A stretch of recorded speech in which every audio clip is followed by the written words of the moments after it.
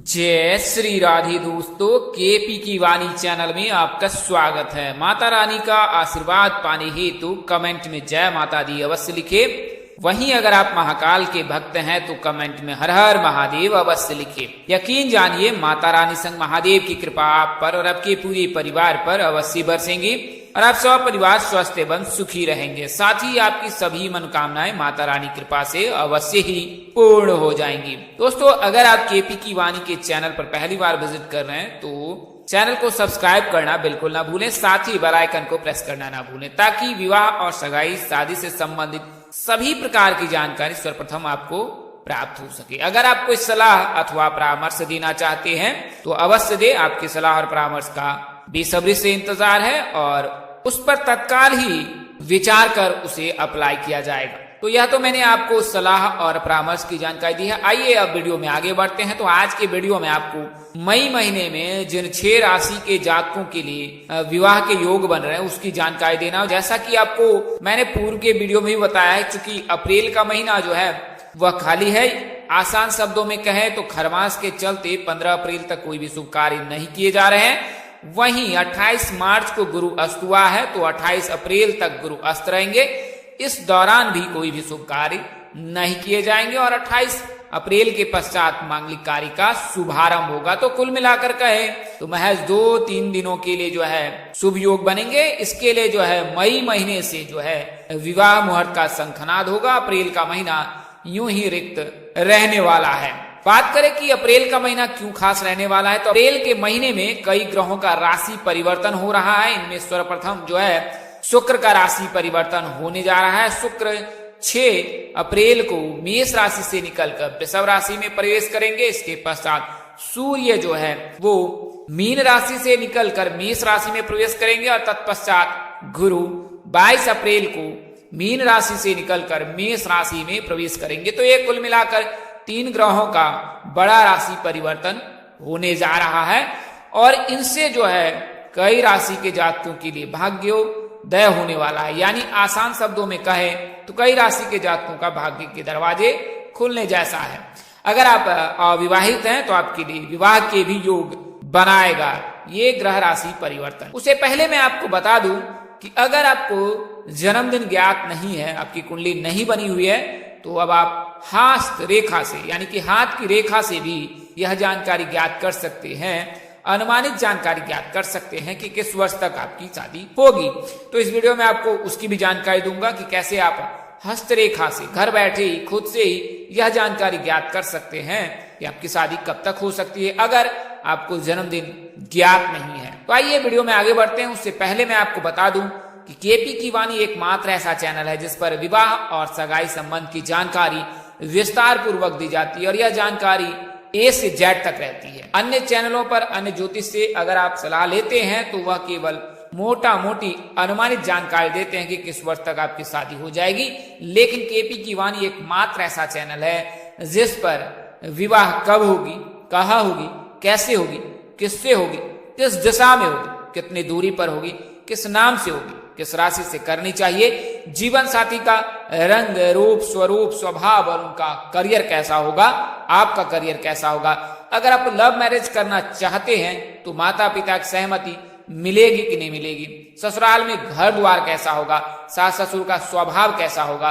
पति कितना पढ़ा लिखा होगा, पत्नी कितनी पढ़ी लिखी होगी, इसके अलावा संतान योग, राजयोग, भाग्य योग, महादशा, अंतरदशा, अस्त ग्रहों के बारे में, उदय ग्रहों के बारे में किस प्रकार के योग लग रहे हैं और आपका करियर कैसा रहेगा, सास ससुर का स्वभाव कैसा रहेगा, पति कितना पढ़ा लिखा होगा, सरकारी नौकरी वाला होगा, प्राइवेट नौकरी वाला होगा, कार्यालय में काम करने वाला होगा या कार्यालय या कारोबारी होगा, ये तमाम तरह की जानकारी केपी की वाणी से प्राप्त कर सकते हैं और यह जानकारी आपको 8521835670 के जरिए प्राप्त कर सकते हैं। आपको बता दे नंबर हमारा है 8521835670। तो इस नंबर पर आप संपर्क कर सकते हैं व्हाट्सएप के जरिए, मैसेज के जरिए या फोन के जरिए और आपको पूर्ण जानकारी दी जाएगी। इसके अलावा अगर आपकी शादी तय हो चुकी है या तय होने वाली है तो आपको बता दे कि आप कुंडली मिलान अवश्य करा ले। इससे आपको विवाह उपरांत वैवाहिक जीवन की संपूर्ण जानकारी प्राप्त हो जाएगी कि विवाह उपरांत आपका वैवाहिक जीवन कैसा रहने वाला है। अगर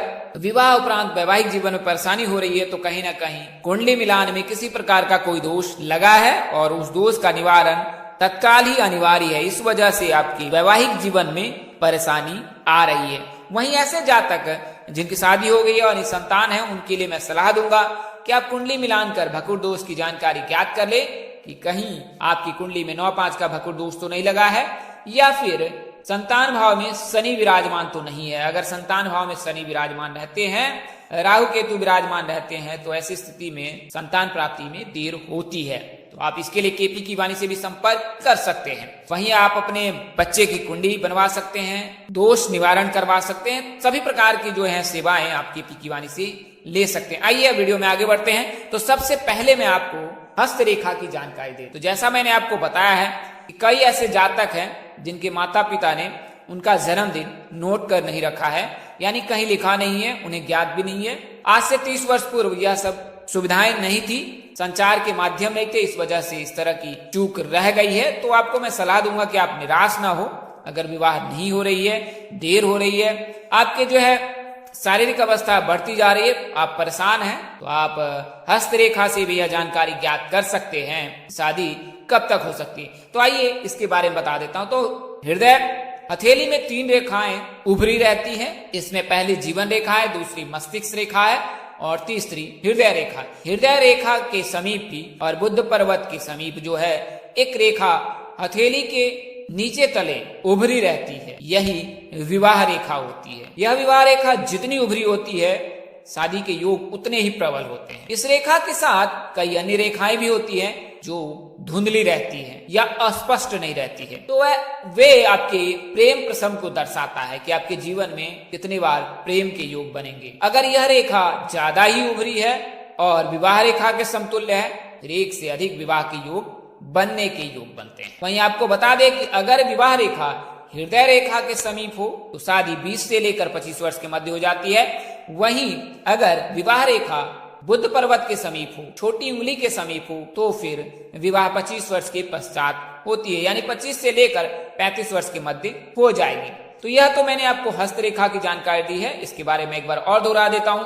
हथेली में 3 रेखाएं होती हैं। प्रथम रेखा जीवन रेखा कहलाती है, दूसरी मस्तिष्क रेखा कहलाती है, तीसरी हृदय रेखा कहलाती है। हृदय रेखा के समीप ही विवाह रेखा होती है और विवाह रेखा छोटी उंगली के समीप होती है। और अगर विवाह रेखा उभरी है, हृदय रेखा के समीप है, तो शीघ्र शादी होगी। अगर विवाह रेखा छोटी उंगली के समीप है, हृदय रेखा से दूर है, तो शादी में देर होगी। अगर विवाह रेखा के साथ अन्य कई रेखाएं हैं तो आपके प्रेम को दर्शाता है, उससे दूसरे विवाह के योग नहीं बनते। हाँ, अगर विवाह रेखा के समानांतर उसी प्रकार की रेखा उतनी ही उभरी हुई अगर है, तो फिर आपके 1 से अधिक विवाह के योग बना सकता है। आइए अब वीडियो में आगे बढ़ते हैं तो राशियों के बारे में जान लेते हैं। तो जैसा कि ज्योतिषों का कहना है कि गुरु का राशि परिवर्तन 22 अप्रैल को हो जाएगा और इसके पश्चात जो है गुरु मेष राशि में प्रवेश कर जाएंगे। तो मेष राशि के जातकों के लिए यह समय बेहद ही शुभ रहने वाला है, क्योंकि मेष राशि में गुरु, सूर्य, बुध सभी ग्रहों का जमावड़ा लगा हुआ है। सभी ग्रह यानी कि मेष राशि पर ही मेहरबान है वर्तमान समय में। कुल मिलाकर कहे तो मेष राशि वाले के लिए चांदी ही चांदी है। तो अगर आप मेष राशि के जातक हैं, प्रेम प्रसंग में हैं, तो मई का महीना आपके लिए बेहद ही फायदेमंद रहेगा। आप विवाह की योजना बना सकते हैं। आपकी कुंडली में वर्तमान समय में जो है सूर्य, गुरु, बुध, राहु सभी उपस्थित हैं। अचानक रिश्ते भी आ सकते हैं, अचानक रिश्ते टूट भी सकते हैं और आपके विवाह भी हो सकते हैं। अगर विवाह बाधा हो रही है, विवाह तय नहीं हो रहा है, तो 22 अप्रैल के पश्चात गुरु चंडाल योग का निवारण करा लें।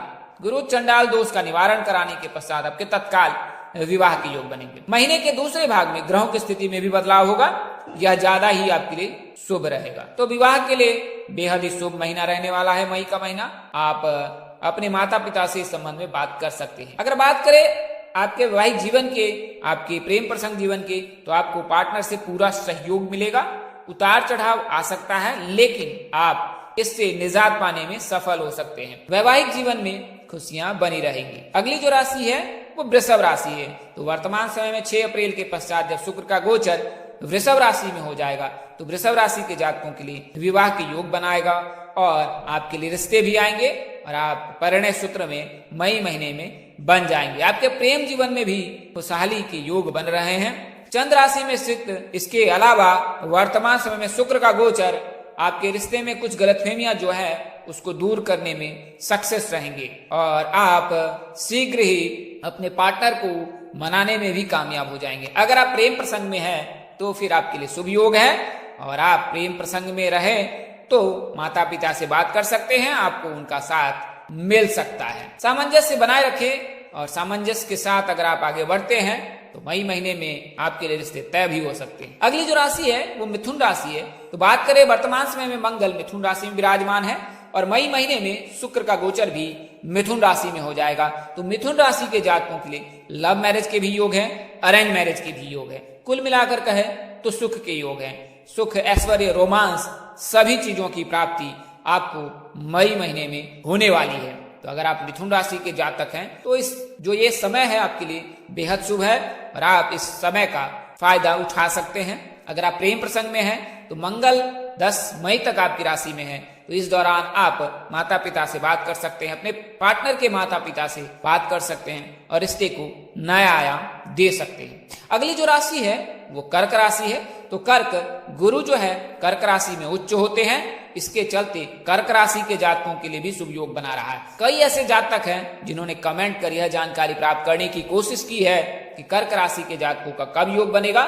तो आपके लिए शुभ योग 22 अप्रैल के पश्चात बन रहे हैं और पहले महीने यानी कि मई महीने में ही आपके लिए शुभ योग बना रहा है। तो अगर आप कर्क राशि के जातक हैं तो गुरु आपके जो है उच्च होते हैं आपकी राशि में, तो आप गुरुवार का व्रत कर सकती हैं। गुरुवार के दिन पीले वस्त्र धारण करें, उत्तर पश्चिम दिशा में सिर रखकर सोएं। इसके अलावा पीले वस्त्रों का दान करें, पीले फलों का दान करें, तो इससे जो है विवाह के योग अवश्य बनेंगे। अगली जो राशि है वो तुला राशि है। तो तुला राशि के बारे में आपको बता दें कि गुरु का जब राशि परिवर्तन होगा तो गुरु 7वें घर में तुला राशि के जातकों की दृष्टि बनाएगा और इससे तुला राशि के जातकों के लिए शुभ योग बनेगा। वर्तमान समय में शुक्र का गोचर तुला राशि में नहीं होने वाला है, इसके लिए तुला राशि की लड़कियों के विवाह के योग प्रबल बन रहे हैं। तो अगर आप तुला राशि की लड़की हैं तो आपके लिए 22 अप्रैल के पश्चात शुभ योग बना रहा है। वहीं तुला राशि के पश्चात धनु राशि के जातकों के लिए भी शुभ योग बना रहा है। मई का महीना आपके लिए बेहद शुभ है। आपको 7.5 से जनवरी महीने में ही मुक्ति मिल गई है। इसके लिए आपके लिए जो आने वाला समय है साल 2023 तो बेहद शुभ ही है। साथ ही गुरु के राशि परिवर्तन से आपके प्रेम और वैवाहिक जीवन में खुशियां ही खुशियां आने वाले हैं। अगर आप प्रेम प्रसंग में हैं, धनु राशि के जातक हैं, तो अपने माता पिता से और अपने पार्टनर के माता पिता से बात कर सकते हैं और अपने प्रेम प्रसंग को एक नया आयाम दे सकते हैं और इस रिश्ते को भी एक नया नाम दे सकते हैं। तो मई के महीने में जो जातक सिंगल रहेंगे उनके लिए बेहद शुभ रहने वाला है।